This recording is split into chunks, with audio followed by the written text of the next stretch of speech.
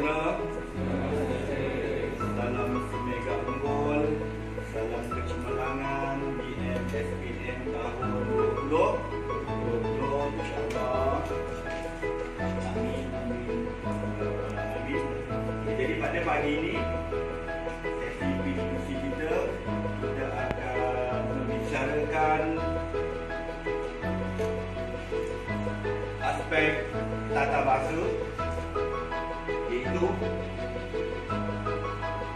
bagi soalan 3B, bahasa Melayu 3B, aspek tata bahasa ataupun kita namakan aspek sintak. Okay, pada hari ini kita nak tengok, kita nak lihat, kita nak fahami tentang satu soalan, iaitu menukar ayat susunan biasa kepada ayat susunan songsang. Okey, sebelum itu saya ingin jelaskan kepada anda, ayat susunan biasa ialah di dalamnya ada subjek dan predikat. Okey, jika ayat susunan biasa, subjek mendahului predikat. Subjek mendahului predikat. Okey. Dan ayat susunan songsang pula sebaliknya, terbalik, songsang terbalik. Iaitu predikat mendahului subjek.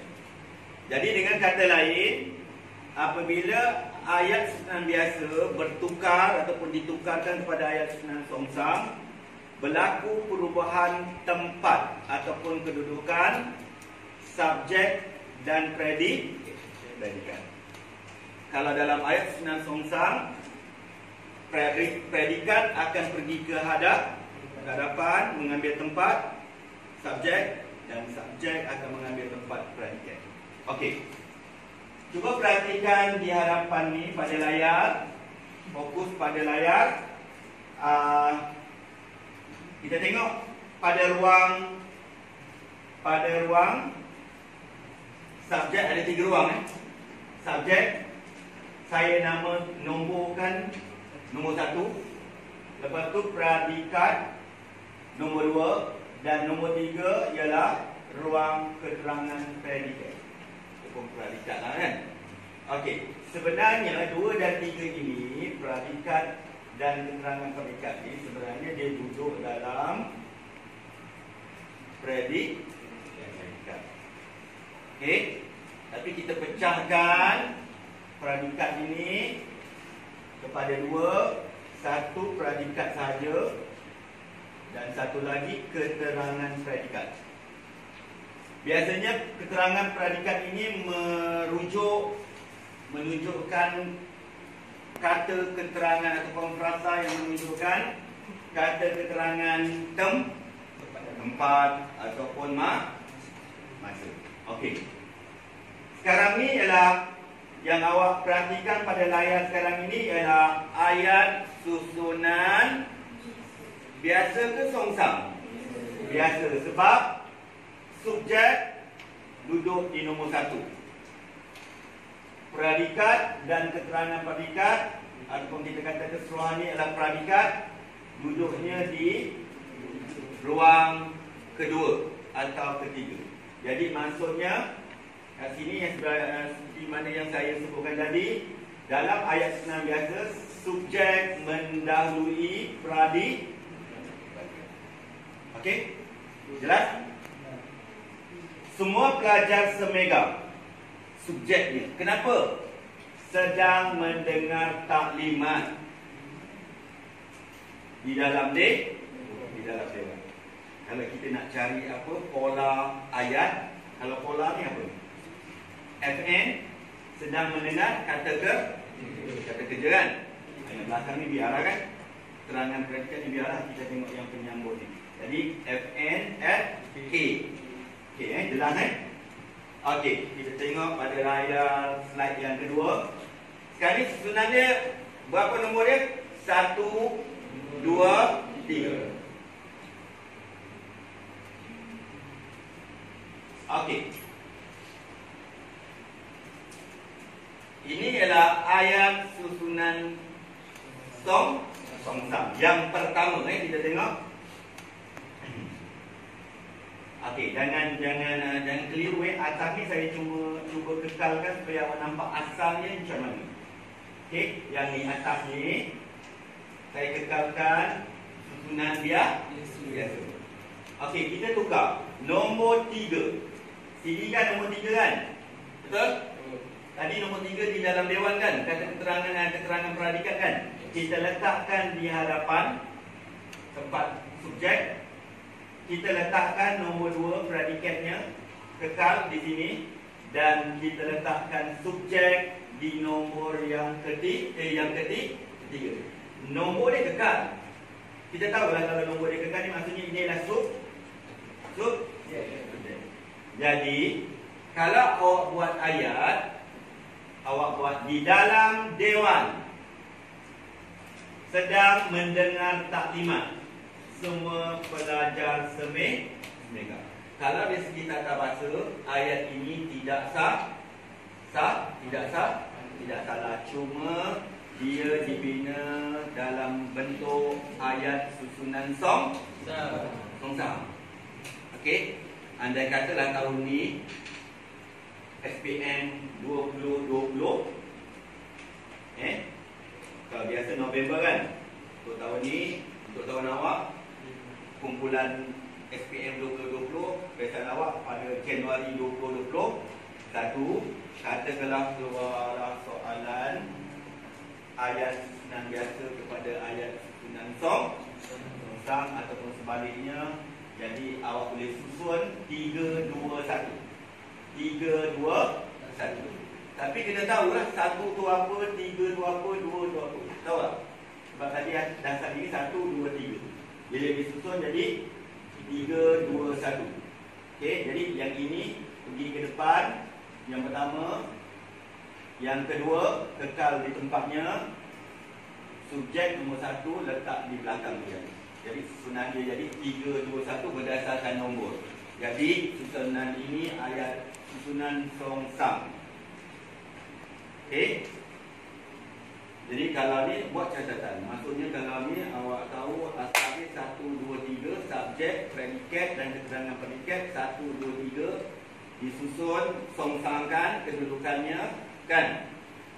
Yang penting subjek tak duduk di tempat asalnya. Faham?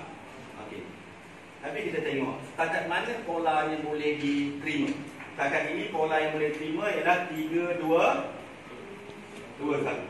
Okey. Kita pergi ke pola susunan yang kedua. Tadi 3, 2, 1. Sekarang ni 3, 1, 2. Asal semua pelajar semega sedang mendengar taklimat, keterangan predikatnya di dalam dewan.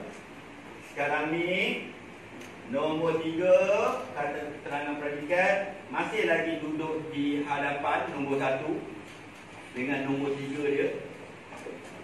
Subjek tadi di belakang, sekarang ni dia duduk di tengah dan predikat duduk di belakang sekali membawa nombor 2 ni. Jadi pola susunan yang kedua, ayat susunan songsam pola yang kedua ialah 3, 1, 2. Oh, nampak tak nombor 1 ni apa? Asal dia. Subjek, bagus. Subjek. Kalau subjek duduk di tengah-tengah antara 3 angka, 3 nombor ni duduk di tengah-tengah, kita namakan dia ayat susunan songsam terbahagi. Pernah dengar? Songsam terbahagi. Songsam terbahagi ni bila subjek duduk di tengah-tengah. Apa yang terbahagi tu? Predikat terbahagi. Predikat dan keterangan predikat. Ataupun keterangan predikat dan predikat. Predikat kita pecah dua, tengah masukkan subjek. Jadi kita dah ada 2 pola susunan ayat songsang. Yang pertama 3, 2, 1. Betul? Yang kedua 3, 1, 2. Jelas? Dah buat catatan? Buat catatan. Yang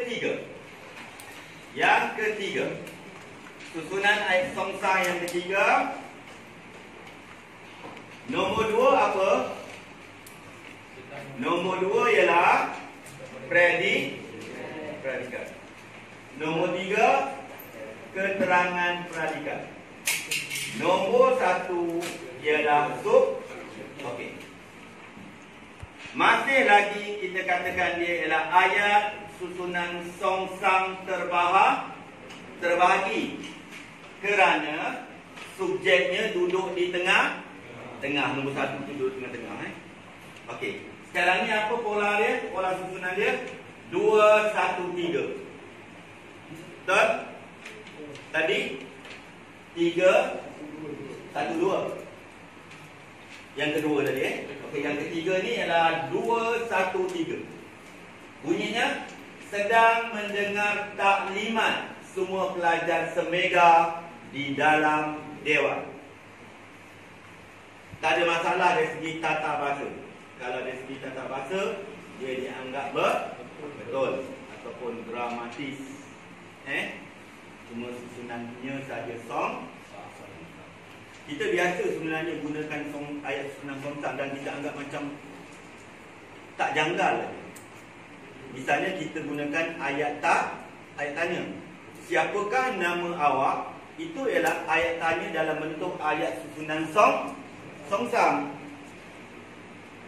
Kenapa kita kata dia ayat susunan songsang? Sebab apabila kata tanya dengan ada partikel ka itu duduk di hadapan. Ayat tanya susunan biasa, nama awak siapa?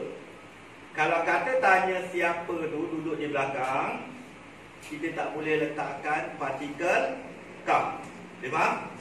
Jadi ayat susunan biasa, kalau ayat tanya nama awak siapa?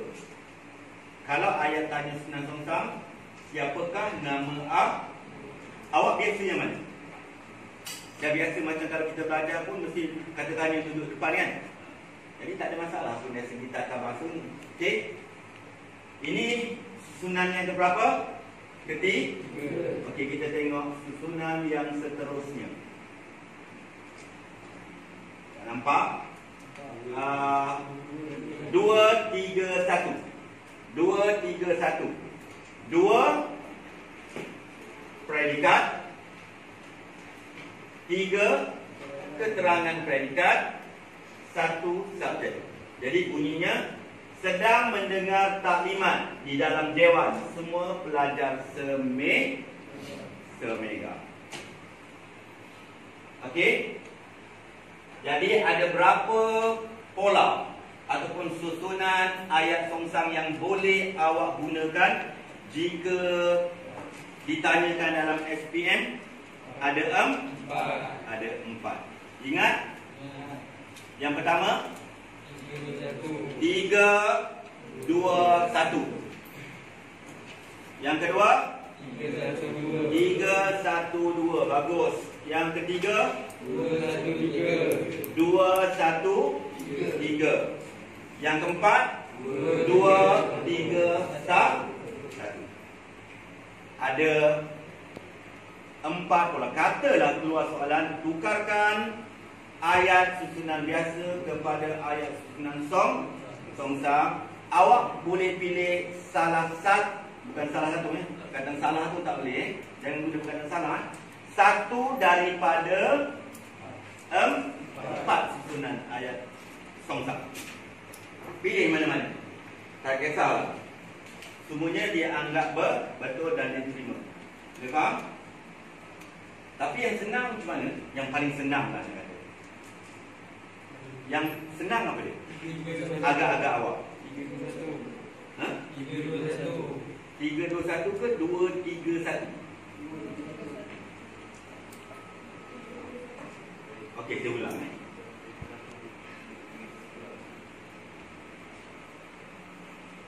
Ini 1, 2, 3 kan? 3, 2, 1 kan? 2, 3, 1 ada?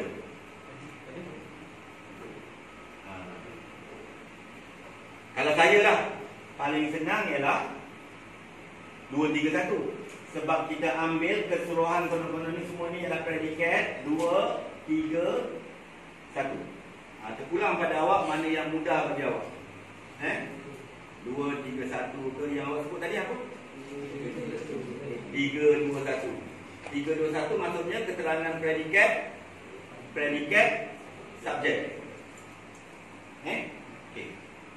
Kalau yang ni kita tulis sedang mendengar taklimat di dalam dewan. Apa lagi nak sambung? 1. Semua pelajar semih. Semua pelajar semih. Semih tak? Ambil semua predikat, bawa duduk depan 1 dan 2 sebab pecahkan predikat pada predikat dan keterangan predikat kan. Yang ketiga, tempat yang ketiga subjek. Nombor 1 kan? 3, 2, 1. Okey. 3, 2, 1. Okey, tidak kira lah mana-mana ada 4 pilihan dan semuanya diterima sebagai betul. Jadi jelas tentang ayat susunan biasa. Kedudukannya 1, 2, 3, subjek, predikat, keterangan predikat. Apabila ditukarkan kepada ayat susunan songsam, subjek tak boleh lagi duduk di tempat asalnya nombor 1. Dia hanya boleh duduk pada 2 tempat. Sama ada nombor 2 ataupun nombor 3. Itu tadi. Jadi dengan kata lain, ayat songsang ialah berlakunya perubahan tempat antara subjek dengan predikat keseluruhannya. Ataupun kita bagikan predikat itu kepada 2, iaitu predikat dan keterangan predikat. Jadi jelas tak tentang apa? Tentang pola susunan ayat songsam. Jelas? Jadi tugas awak ialah apa yang paling penting? Paling penting ialah awak mesti tahu mana satu subjek, mana satu predikat.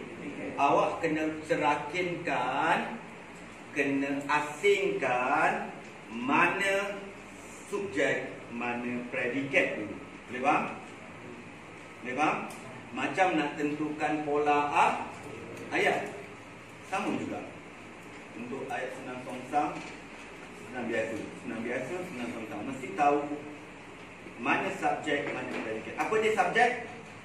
Subjek ialah cerita tentang apa atau siapa. Predikat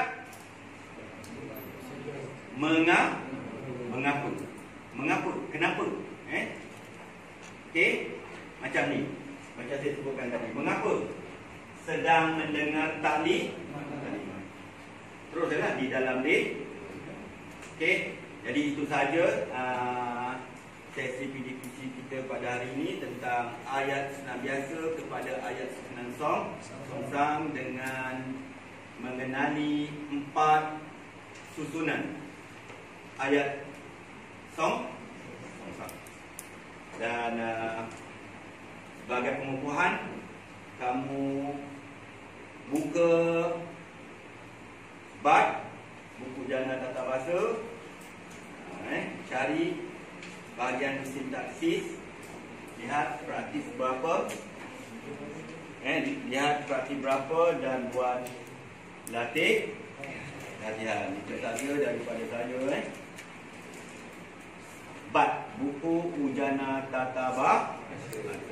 Semuanya ada di dalam ini. Tak faham boleh tanya saya, jangan malu bertanya. Susah. Jangan orang yang sentiasa bertanya